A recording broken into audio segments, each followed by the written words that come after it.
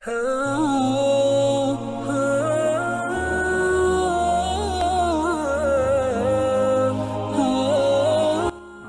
بالله من الشيطان الرجيم بسم الله الرحمن الرحیم اللہم صلی علی محمد وعلی آل محمد۔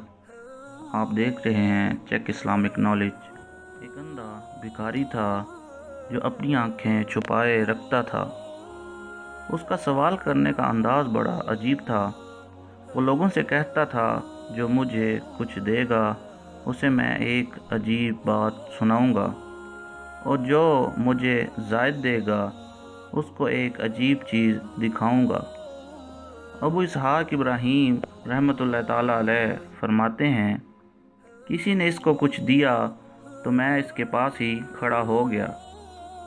اس نے اپنی آنکھیں دکھائیں، میں یہ دیکھ کر حیران اور ششدر رہ گیا کہ اس کی آنکھوں کی جگہ 2 سوراخ تھے جس سے آر پار نظر آتا تھا۔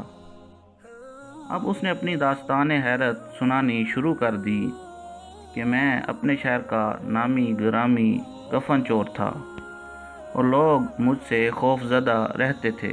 اتفاق سے شہر کا قاضی یعنی جج بیمار پڑ گیا۔ اس کو جب اپنے بچنے کی امید نہ رہی تو اس نے مجھے 100 دینار بھجوا کر یہ کہا کہ میں 100 دیناروں کے ذریعے تم سے اپنا کفن محفوظ کرنا چاہتا ہوں۔ میں نے حامی بھر لی۔ اتفاق سے وہ تندرست ہو گیا، مگر کچھ عرصے کے بعد پھر بیمار ہو کر مر گیا۔